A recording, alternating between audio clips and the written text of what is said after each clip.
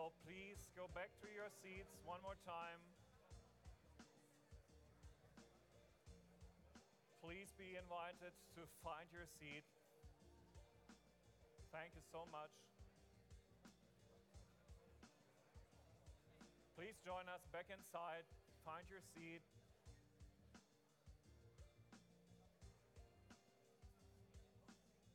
We already need to make up time again. I'm sorry.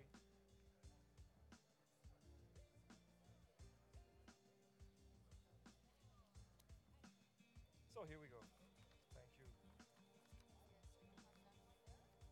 I got it. So please step back inside, find your seat.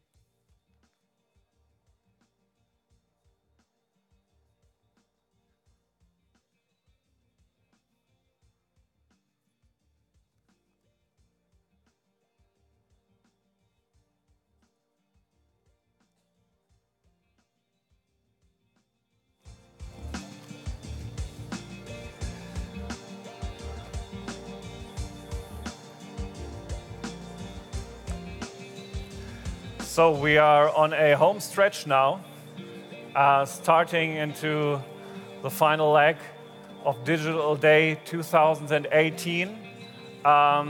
Twitter community is still very much engaged.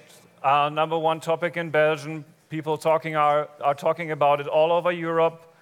Of course, in the English-speaking countries a little bit more, but still, we're very pleased with that. So keep on tweeting. And of course, we still have our online poll working also. So people who are watching us online can still vote on the questions, of course. So this is about healthcare. This is about how old we all get. And maybe that's the most important questions of all. I don't know, especially if you can get old in a very good condition. And maybe genomic data will help us achieving that goal. And this very next session is about joining forces and data to personalize healthcare. We'll start with another speech by the Commissioner, Mariya Gabriel. Thanks for being back here. The stage is yours.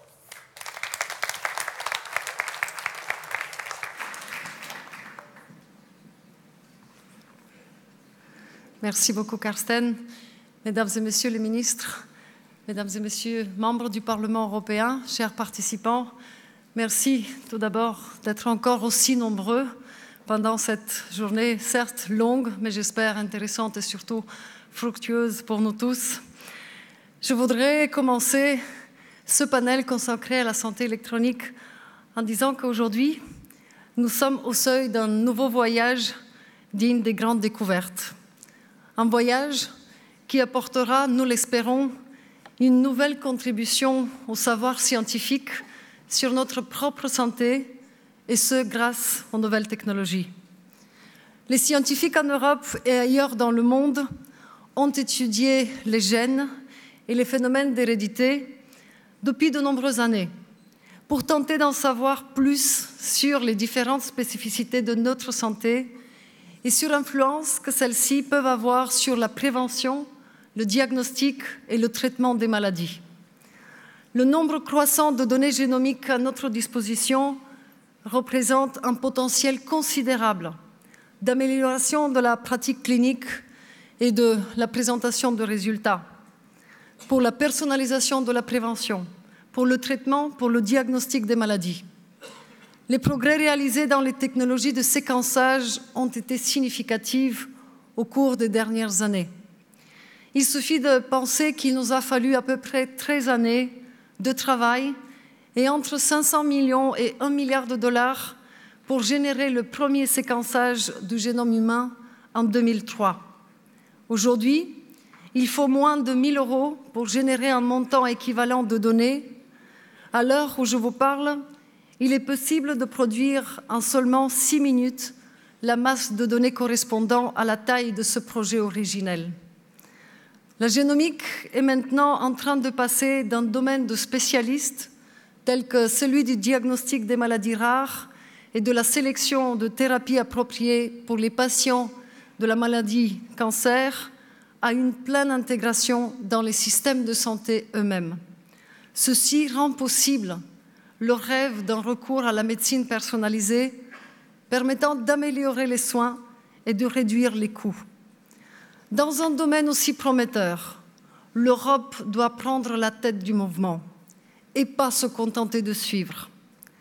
De fait, la richesse de l'expertise européenne dans le domaine de la génomique est mondialement reconnue. L'Union européenne et ses États membres investissent dans des initiatives de médecine génomique au moyen de leurs fonds de recherche et d'innovation, mais aussi en parrainant, en soutenant ou en hébergeant des initiatives telles que les biobanques. Mais cette expertise reste fractionnée. De nombreuses actions restent dispersées, sans poursuivre un objectif commun. Ces initiatives fragmentées, souvent ne disposent pas de l'échelle suffisante pour être compétitives au niveau mondial et proposer des solutions répondant aux aspirations des citoyens et de la communauté des chercheurs. Même les programmes nationaux les plus ambitieux en matière d'agrégation des données génomiques disposent d'un nombre relativement limité d'individus présentant la même mutation génétique. De même, ils ont souvent un nombre relativement faible de patients présentant le même profil clinique, en particulier pour ce qui est des maladies rares. La capacité à mutualiser les informations génétiques de manière sécurisée, au-delà des frontières des États membres, à des fins de recherche, permettra la construction de bases de données élargies pouvant se rapporter à un même profil ou à une même pathologie. Cela est particulièrement vrai pour les maladies rares, pour lesquelles la rareté des patients au sein d'un même État membre rendrait difficile, voire impossible, l'élaboration de conclusions scientifiques valides. L'Europe est positionnée de façon unique pour être un acteur mondial dans le domaine de la génomique. Les financements de la recherche publique et de l'innovation sont disponibles et des initiatives majeures, tant nationales qu'européennes, sont parvenues à des résultats probants. Avec une politique d'investissement et une volonté politique adéquate, le succès d'une collaboration transnationale peut permettre de renforcer les infrastructures existantes de traitement de données, donnant ainsi un accès partagé aux données génomiques à travers l'Union. Si l'Europe arrive à combiner l'accès aux initiatives nationales, telles que les banques de données génomiques et les biobanques, et les principes de protection des données personnelles, alors nous pouvons compter sur des cohortes plus larges et nous rapprocher de la masse critique requise pour parvenir à de véritables percées dans le domaine de la médecine personnalisée, de la recherche sur le cancer, des maladies neurologiques et des situations cliniques similaires. Nous le savons, aucun État membre ne peut agir seul. Nous devons travailler ensemble. Nous voulons tous tendre vers des systèmes de santé plus prédictifs, préventifs et participatifs qui placent le citoyen au cœur de leur fonctionnement. En fournissant la bonne information et le bon traitement à la bonne personne, au bon moment, la médecine personnalisée permet de dépasser la logique des systèmes purement réactifs et centrés sur la maladie. Ainsi, nous évoluons vers une approche planifiée et centrée sur la prévention pour parvenir au final à de meilleurs résultats de santé. C'est pourquoi la déclaration commune que nous présentons ici aujourd'hui concrétise l'engagement des États membres de travailler étroitement entre eux et avec la Commission européenne pour le développement d'infrastructures transnationales sécurisées sur la génomique permettant l'accès partagé à au moins 1 million de génomes séquencés d'ici 2022. Cet engagement nous permettra de rassembler les infrastructures et les expertises dispersées et fragmentées afin de soutenir une vision commune et un objectif commun au niveau européen, de rassembler et de maximiser les investissements déjà consentis par les États membres au niveau national et européen, particulièrement concernant le séquençage, les banques de données biologiques et les infrastructures de traitement de données. Ça nous permettra également d'atteindre l'échelle requise pour se prononcer sur la validité des signaux identifiés dans les données génomiques et relatives à celles-ci, afin de faire progresser la recherche médicale. Au cours des prochaines semaines, la Commission européenne annoncera sa stratégie concernant la transformation de la santé et des soins dans le marché unique numérique. Dans le cadre de cette stratégie, nous mentionnerons les étapes plus concrètes dans lesquelles nous comptons nous engager pour soutenir l'avancée de la médecine génomique au bénéfice de tous les citoyens européens. Mesdames et messieurs, tout voyage commence par un premier pas. La déclaration commune d'aujourd'hui constitue le premier pas de ce voyage qui, nous l'espérons, se traduira par une société en meilleure santé partout en Europe. Je tiens à remercier les États membres qui ont manifesté leur volonté de renforcer la coopération dans ce domaine et à réaffirmer le soutien de la Commission européenne tout au long de ce voyage que je l'espère ô combien fascinant. Je vous remercie.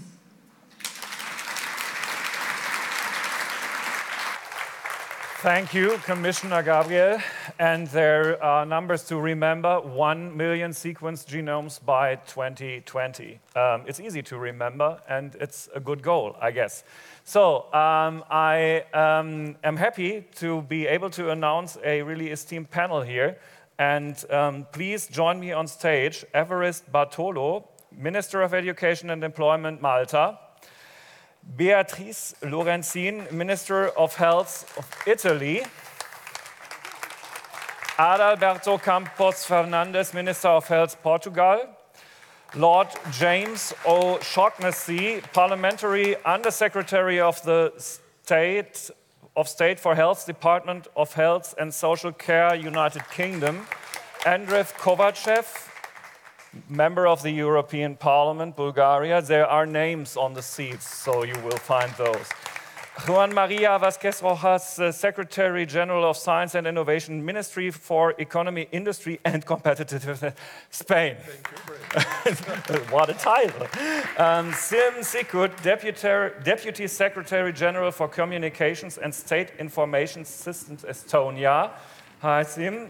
And last but not least, David Byrne, former European Commissioner on Health and Consumer Protection and co-chair EAPM, Belgium.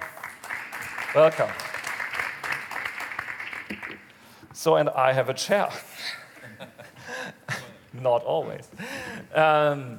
So, welcome to you all. One woman is in the panel. I'm not responsible for the invitation. So we have to work on that one, but basically that's a problem with almost every panel I have to moderate wherever it is. It's a shame. So the first question is to Evarist Bartolo from Malta. Malta has some considerable experiences in using new technology solutions that leverage data already to improve health outcomes. How can this new cooperation help Malta? Well, I think what we've done in our case is that usually smallness, we are the smallest member state, usually smallness is equated with vulnerability and with severe constraints. We've turned that around to make it mean that we can be more agile and we can be more resilient and we can take decisions fast and follow them up.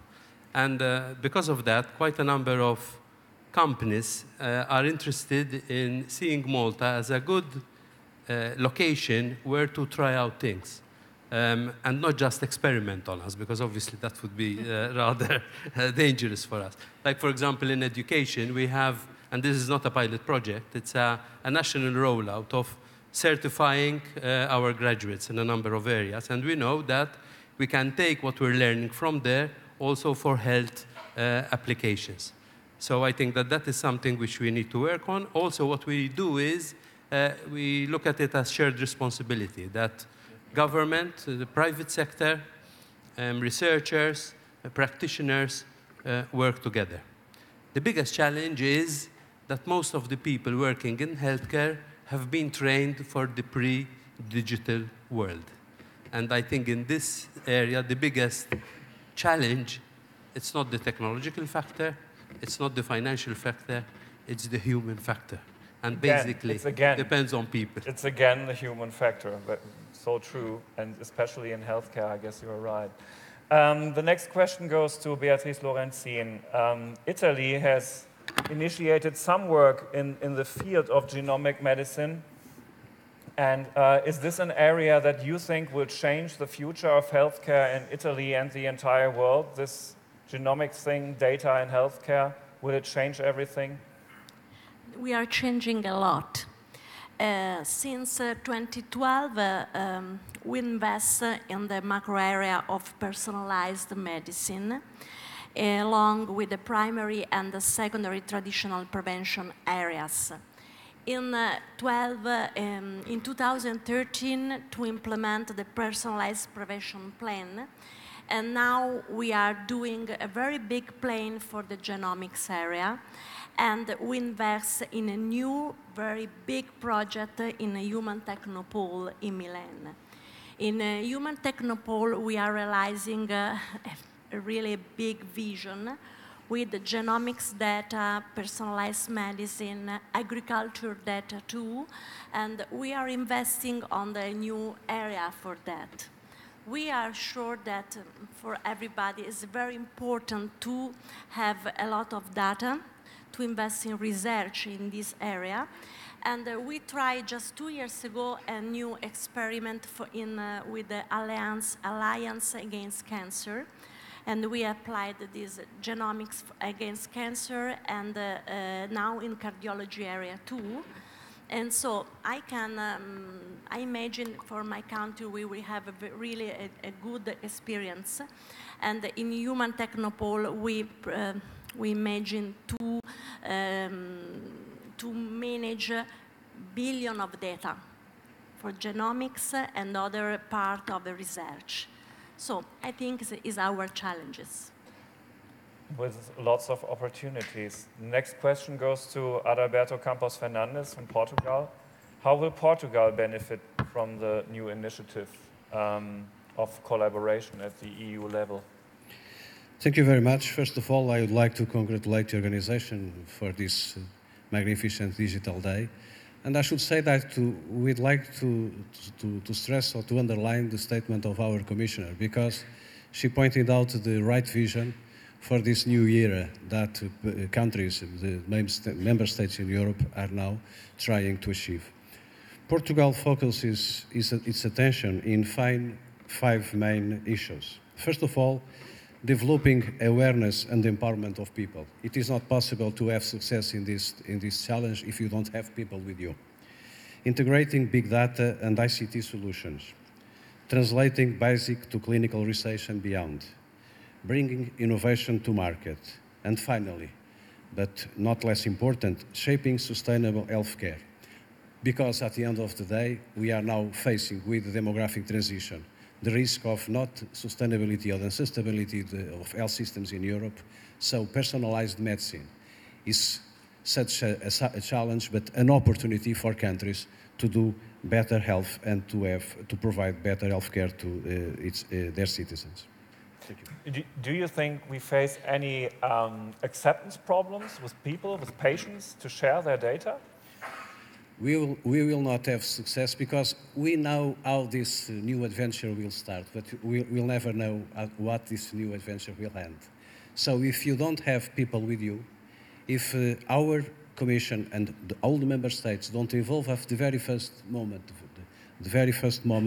at the departure, all the people, we risk to have some serious problems because there are frontiers that are unknown for all of us.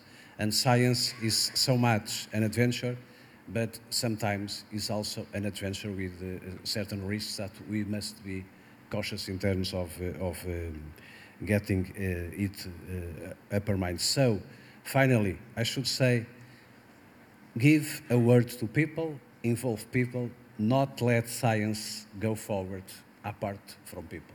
Thank you. Question to Lord O'Shaughnessy. The UK also has an ambitious project ongoing, collecting and using genomic data already in the healthcare system. So how can this EU cooperation help with the work you're already doing? Thank you. Yes, I mean, first of all, we agree with the hypothesis that genomic data can help with the health challenges, as you set out at the beginning. I think the first thing to say is, like all data, size matters, and so the size of your data set helps you explore, as Commissioner Gabriel was talking about, the possibilities, particularly for rare diseases and diagnosis and finding treatments.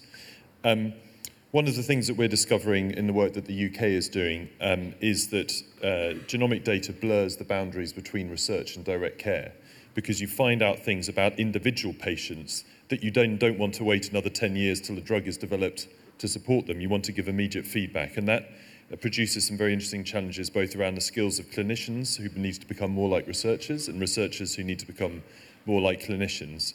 It also changes the conversation about how data is used between individuals and the health system. And we know, when we've had some experience of this in the UK, there can be a scepticism about whether data is being used properly and stored securely and used legally. But when it's clearly benefiting an individual through their care pathway, then it does change the nature of that conversation. It makes it much easier to bring people with you. Cooperation, as I said, is important. We are increasing, actually, the activity that we are doing. We've sequenced 55,000 whole genomes already.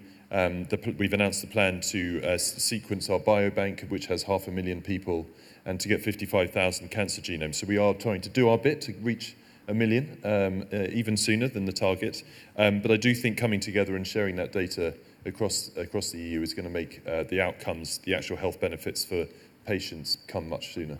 The more the better, right? Exactly. Thank you. So next question is to Juan, to Andrej Kovačev, a member of the European Parliament. The European Parliament, Mr. Kovačev, will have a major role in the next multi-annual financial framework.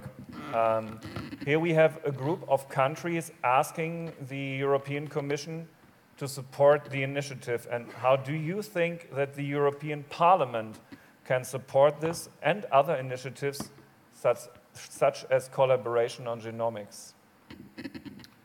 First of all, I'm here, the only one representative of the European Parliament among so many people from the Council. I hear so interesting initiatives from each member state, but the Parliament is always much more visionary and ambition in this direction to increase the added value of the European Union in the field of healthcare. And I think in this field of data, personalized medicine, collecting data and personalized medicine and genomic sequences is something what indeed we should not discover every member state the hot water, but combine our efforts here.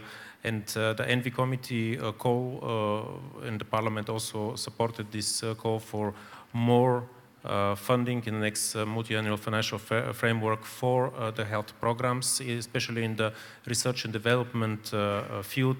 Health should be a priority. We don't see as we was not very happy to see some of the scenarios of the so-called white paper that reduce even the involvement of European Union initiatives in the field of healthcare.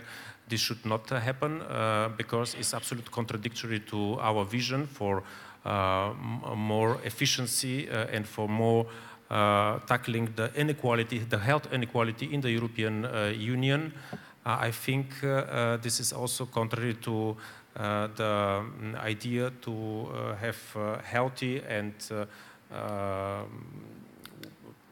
citizens, which are also patients, and to work very hard on the prevention. Prevention is a very key point in the health agenda. I would like also to thank Commissioner Gabriel for her initiative of today, and I think with the common efforts of Parliament and Commission, but also with the support of the Member States on the various initiatives, we can deliver a good package for our citizens. And I say again, every citizen, unfortunately or not, is also a patient in some point of the life, and this is very difficult to explain why European Union is not involved in tackling the health inequalities in the European Union. Thank you. Right. Since we are being watched not only by experts in the room, but because this is webcast live, and so basically everybody can tune in, can you give the audience outside just an impression on how fast you will decide on this multi-annual framework, this financial framework that's being decided upon? What's the time frame there, just to let them know? Unfortunately, this is not up to the European Parliament. We set our position, but now it's up to the member states, and as you know very well, it will be a very tough, maybe also night shifts of the council till we will have the financial. I hope before. I mean, this is very clear. I hope before the next European elections. Yes. Well, you was not being meant the European Parliament, but you, the EU, right? But it's okay. You answered the question, so I guess the people outside have an idea now of the time. I hope people outside know that the European Union has 3 different institutions. Absolutely. Or main different. I do hope so too, but still. Question to Juan Mariya Vasquez Rojas from Spain. Do you think that developing a EU strategy on genomic medicine and personalized medicine can be an important asset to Spanish and European researchers and industry? So this is on researchers and industry. What's the help there? A couple of things before to start. First, it is good evening. And the second one is thank you very much for the invitation to this panel. Of course, a strategy of European level is not only needed at present, but it's also compulsory if we aim to preserve, to improve our health standard today and in the near future. Spain addresses the personalized medicine from a cross-cutting governmental approach with 3 main actors. The first is the State Secretary for R&D and Innovation in the Ministry of Economy, Industry and Competitiveness. The second one is the Ministry of Health, of course, and the last one is the Ministry of Digital Agenda. Working all together, also with the regions, it's able to develop a strategy. The relation between the government and the region is through different tools, such as the public procurement of innovation. Gathering together the scientific community, the research infrastructure, the outstanding computational capabilities, and our healthcare system, which is focused on patients, Spain aspires to be at the forefront of personalized medicine. However, this is a common endeavor, not just a matter for a single member state, not for a specific research community. We, the different European member states, have the responsibility to tackle the impact of personalized medicine with anticipation and coordination at European level, including, of course, regulation.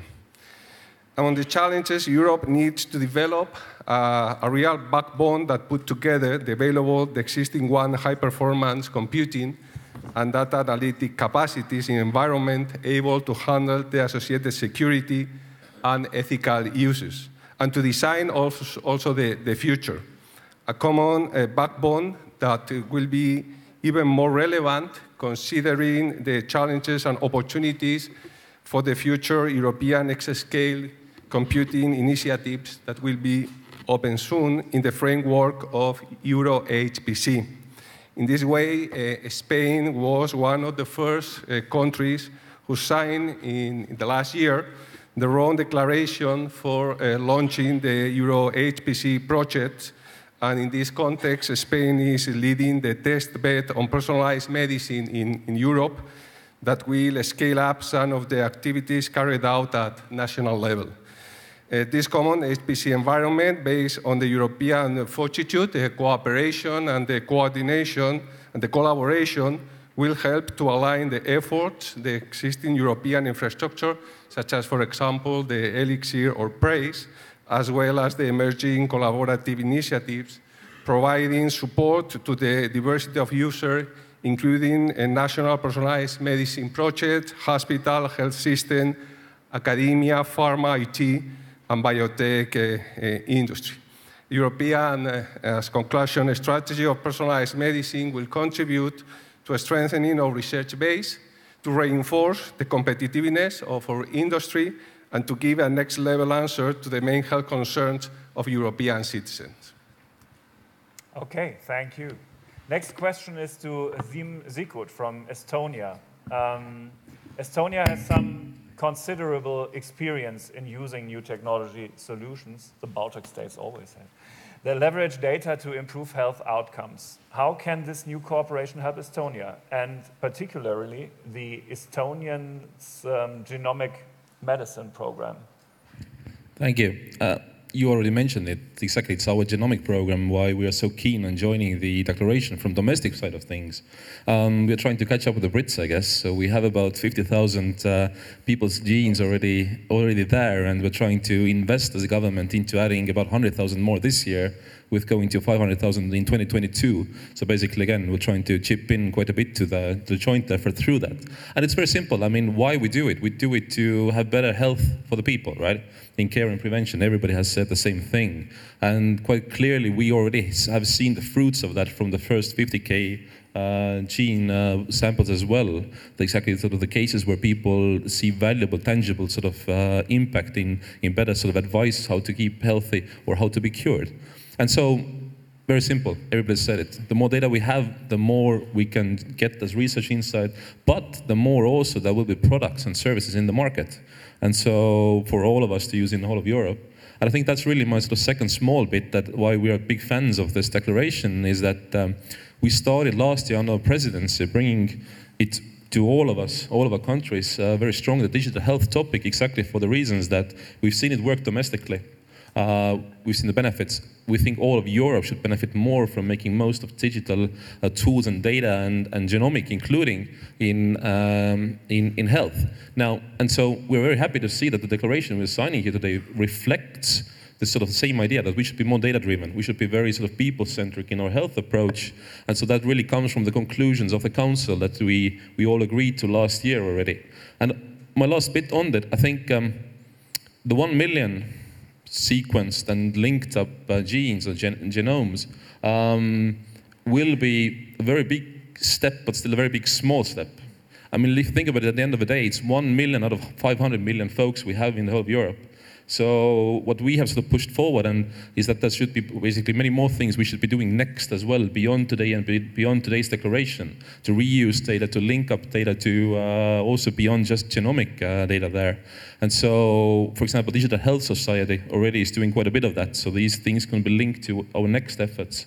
And my last bit is this, as I sort of throwing it in a challenge, is to say, look, it's nice we're doing this first million genes and linking them up, genomes, but what if we had a bigger goal at the end of it? What if, for example, we say, look, in the next 10 years, let's figure out how to have an impact, practical impact on 100 million people. So not just through genomic data, but including that as well. So basically setting a more ambitious moonshot sort of goal, and like I said, the first million is a step towards that. Of course, the million is only a goal, not a limit, right? You can overachieve there, I guess, right? We'd better. Yes. Keep my fingers crossed. Last but not least, question goes to David, our former European Commissioner on Health. There are many and diverse stakeholders in Europe that are involved in genomic medicine and personalized medicine. Can this initiative, and this is about team playing, I guess, again, can this initiative federate these stakeholders and create a shared vision on the future of personalized medicine in Europe? So can we come together as a team with this? Well, yes, I do believe that it is necessary to federate the stakeholders, as you put it. Collaboration is essential to achieve good outcomes. We mustn't forget the aim of this objective, this mega project, which is to sequence the genome of 1 million citizens of the European Union, and then do the research on the outcome of that work, and then convert that into medical information so as to provide good medical outcomes for the patients of the European Union. And I think that there are three fundamental requirements to achieve a good outcome for the mega project. The first of these is data donation, the second, data analysis, and the third leg to the stool is governance. Now, quite obviously, data donation is a necessary requirement because the very nature of the objective is to request citizens to provide their data to enable the work be undertaken. I'm confident that the citizens of the European Union are prepared to do that, but we can't take it for granted. And I'm the co-chair of the European Alliance for Personalised Medicine, which is a multi-stakeholder group with members all the way from the patient advocacy, industry, university groups, researchers. So we have a wide appreciation of what is required and the ideas and the ambitions of those who are members of our organization. And we have been pushing for something like this, the mega project, for some time in collaboration with the European Commission, which we're very happy are responding to this, and indeed also with the governments in the member states, where we have established branch offices of the European Alliance for Personalised Medicine. So we've picked up a lot of experience in relation to this. So each of these three objectives that I identify require collaboration, otherwise it won't be successful. So not only can we do it, we actually must do it. My belief that patients will provide their data is based on the fact that patients or the public, citizens, are used to doing this in the past, particularly if you look at the experience that we have had in blood donations. There's a long history of that. So that's going to happen. And when I was Commissioner of the European Union, we provided legislation in relation to do that. The data donation is terribly important. It's more important, I suppose, or tells a bigger story than just blood donation, because from that it's possible to derive information on the patient's past, present, and his future. So that's critically important, and patients must be confident that the information that they provide will be treated with confidentiality. Surveys show that patients are prepared to provide this kind of data if they're satisfied that it will be used for their benefit and the benefit of other patients into the future. And happily, of course, we have the enactment of the GDPR coming through on the 25th of May of the, next. So that also gives a security and a confidence to patients in relation to that. The second point I mentioned was data analysis. Huge efforts have already been made in member states, a number of members, the UK already heard about this, France and in Germany, to get progress in the research on personalised medicine. But the trouble is that we need to, it's fragmented at the moment, we need to gain the benefits from that.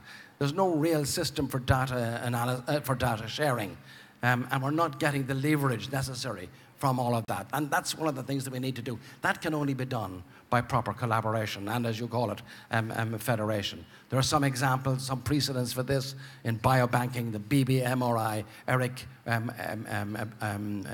initiative provides some of that. Without this piece in place, patients will not get the benefit from this. And lastly, and I'm conscious of time, Christian, so I'll be quick on this, the governance part of it is particularly important. This is where politics and the political system comes to the assistance of this project. I've mentioned patients, I've mentioned industry, I've mentioned researchers and scientists. To put a framework around this and to make it work and deliver to patients, we need to ensure that we have a proper governance system. This is what the EU is good at, and we've been doing it for a long, long time. Collaboration between EU institutions, the Commission, European Parliament, and indeed member states has been good, and particularly in the area of health, where the health competences are quite narrow. But by expanding it by procedures such as the open method of coordination and other possible mechanisms, we've been able to expand the competences of health for the benefit of citizens. A clear example of that during my time as Commissioner was the tobacco control legislation and the cross-border health directive, which has brought a lot of benefit to citizens.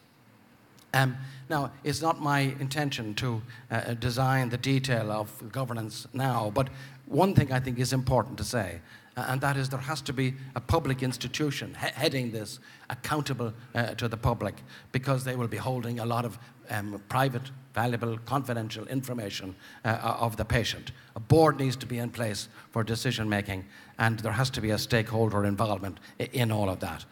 Subcommittees will have to be put in place to deal with issues such as ethics, regulation, sequencing, and all the technical detail that accompanies all of that. Maybe 5 or 6 subcommittees, which could probably be headed by a number of member states. But these are the objectives that are necessary. Collaboration can only achieve it. I think the Commission, perhaps DG Connect, has to give a leadership in relation to all of that. And so my answer to your question, put simply, is yes, it can be done, but more importantly, it must be done to achieve those 3 objectives that I identify as essential and fundamental to the achievement of the mega project. Thank you. Quite a to-do list, but one bullet point is that if patients see the benefit, they will share their data. So let's look at what the world outside thinks on the question we put in front of them in our online poll within regards to our session on healthcare. What is the most important reason to collect or share your health data, including, of course, genetic information was the question, and let's see those results. To better understand my health condition is 26%. To contribute to health research is on top of the list with 31, followed by, but that's closely together, 28% to benefit from a more personalized medicine. And then there is a huge gap. To know my genes affect my responses to drugs. Nobody wants to know that. And I don't want to share or don't want to collect or share my health data. It's only 7%. So David, you're right, I guess. People want to share if they see the benefit. It's absolutely obvious. Anybody of you, since we're really running out of time, but I would give one of you and all the others, please don't be angry at me. One of you who may comment on the poll and its results. Lord O'Shaughnessy? I'm interested by the people who don't want to share, because there's always a residual group. And I think what's interesting is in the UK at the moment, not for genomic data, but for other health data, we have an opt-out of about 2.5% of people not wanting to share beyond their own direct care.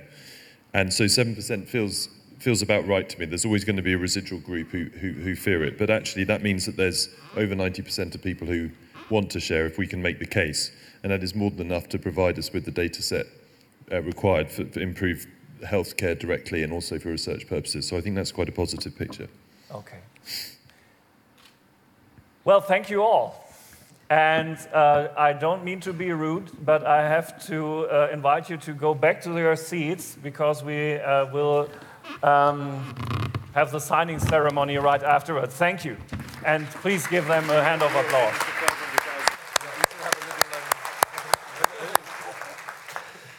So,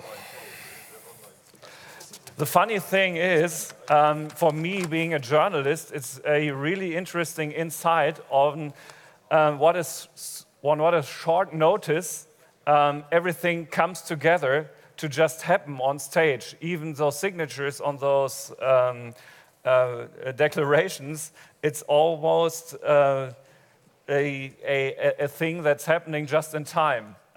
So that's really amazing to me.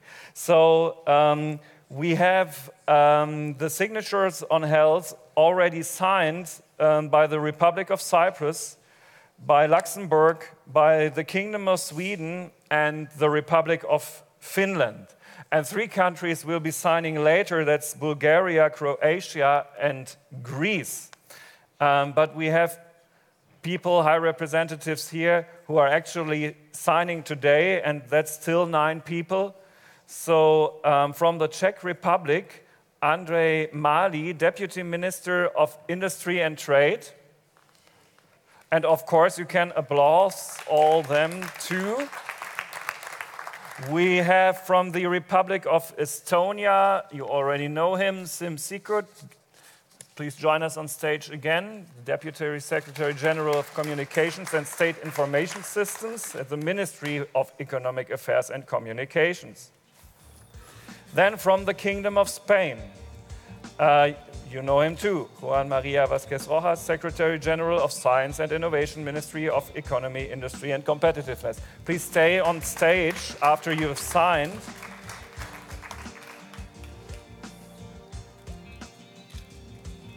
Anne had this great music when people were signing, so I feel underprivileged.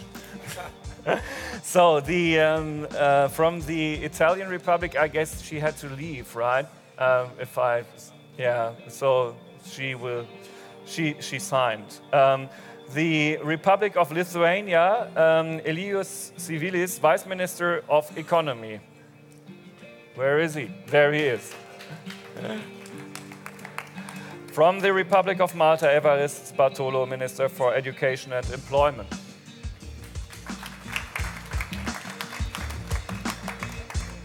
And we have the Portuguese Republic, Adalberto Campos Fernandes, Minister of Health. The Republic of Slovenia, Boris I'm so sorry. Boris Kopvinica, Deputy Prime Minister and Minister of Public Administration. Where's Boris? There he is. I know, it's not my form, but it's complicated. And from the United Kingdom, he was in the panel with us, Lord James O'Shaughnessy, Parliamentary Under Secretary of State, Department of Health and Social Care.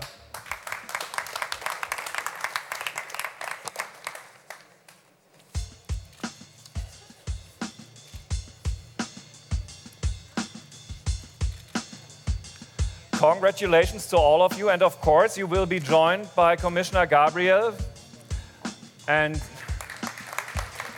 she will hand you the document. And please stay just for a while for this photo op. Another great photo opportunity presented to you by the European Commission. I was told to give the photographers a little bit more time.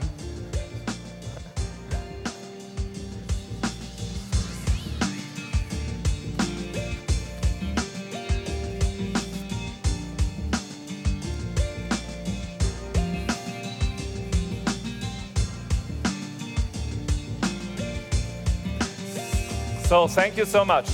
Thank you.